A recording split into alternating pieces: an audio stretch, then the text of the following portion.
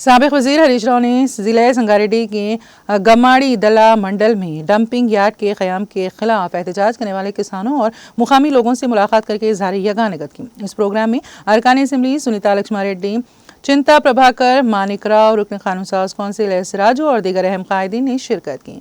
इस मौके पर खिताब करते हुए हरीश राव ने कहा कि जहां मुकामी लोग डंपिंग यार्ड लाकर हमारे सर का दर्द ना बनने की अपील कर रहे हैं, वहीं कांग्रेस हुकूमत हर धर्मी से काम ले रही है।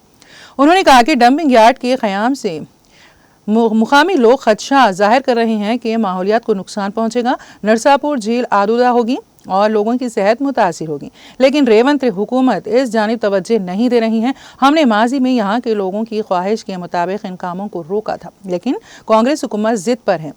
हरीश राव ने वज़ीर आला रेवंत रेड्डी को अपनी शदीद तनकीद का निशाना बनाया। మీ పోరాటాన్ని రేపు అసెంబ్లీలో మాట్లాడతాం, ప్రభుత్వం మీద ఒత్తిడి పెంచుతాం.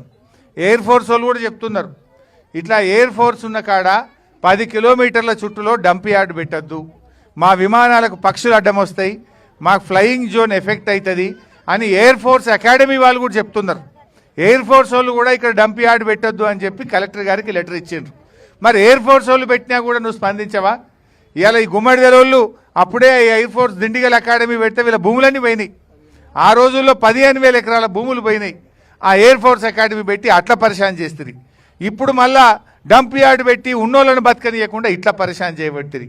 సో ఇప్పుడు ప్రజల అభిప్రాయం చూసినా, ఎయిర్ ఫోర్స్ అకాడమీ అభిప్రాయం చూసినా, ఏ రకంగా చూసినా డంప్ యార్డ్ ఇక్కడ పెట్టడం అనేది శ్రేయస్కరం కాదు.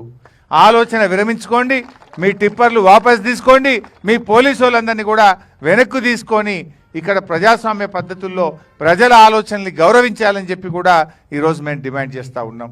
ఇప్పటికైనా నువ్వు కళ్ళు తెరవక మొండికి పోతే మాత్రం నీకు తగిన శాస్తి తప్పదు. రేపు మరి నువ్వేం శాశ్వతం కాదు, నువ్వేం పర్మనెంట్ కాదు, కానీ ఇట్లా నువ్వు నీ చేతుల అధికారం ఉందని పోలీసు వాళ్ళని పెట్టో, మిలిటరీని పెట్టో బలవంతంగా పనిచేయదు. కోర్టు ఆర్డర్ ఇచ్చింది కదా, కోర్టు ఆర్డర్ ఇచ్చినాకనే బుద్ధి రాదా నీకు? హైకోర్టు చెప్పినాక కూడా పనులు ఎట్లా కొనసాగిస్తావు? హైకోర్టు పనులు ఆపండి అని చెప్పింది, ఒక్కసారి కాదు 2 సార్లు చెప్పింది. ఇవాళ కోర్టు చెప్పిన తర్వాత మీరు పనులు ఎట్లా ఎందుకు ఆపరు? పనులు ఎట్లా కొనసాగిస్తారు? మీరు ఇంకా బోర్లు వేస్తున్నారు అక్కడ.